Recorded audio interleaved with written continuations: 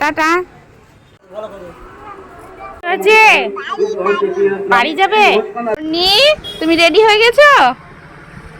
ও নি, ভালো লাগছে আমাকে? তোমাকে খুব সুন্দর লাগছে বাবু। চলো বাড়ি যাবে কেন? কেন?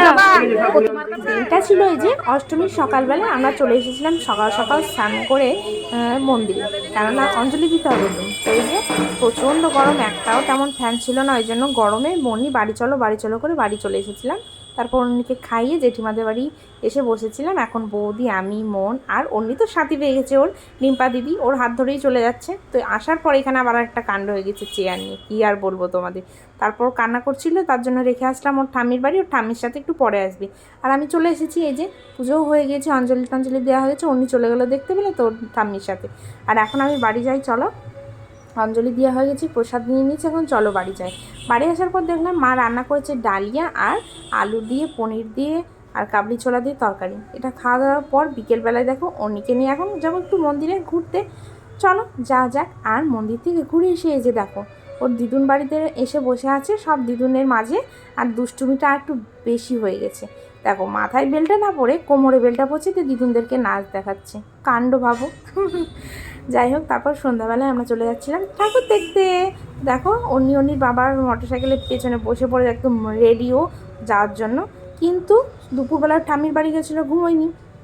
দেখো এখন ঠাকুর দেখতে এসে ঘুমিয়ে গেছে, যত ডাকছি কোনো পাত্তা নেই।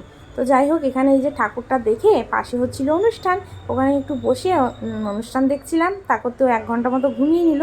তারপর এই যে ফুল এনার্জি নিয়ে তুলে এই যে মনটা ভালো করার জন্য একটা বেলুন কিনে দিলাম। তারপর তোর মনটা বেশ ভালো হলো। এবার যাচ্ছে মেয়ে, কি কেনা যায় আর সেইভাবে মেলা ঘুরতে যাচ্ছে আর কি। তো ওই যে এখানে তো প্রথমে গিয়ে একটা ঝুনঝুনি হাতে তুলে নিয়েছে। যাই হোক, তারপর এটা ওটা কেনা হয়েছে অনেক কিছুই।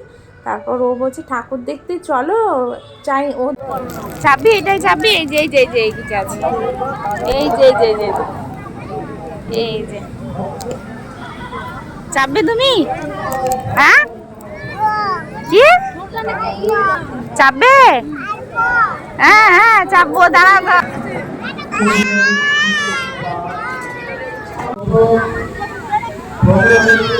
কি হয়েছে?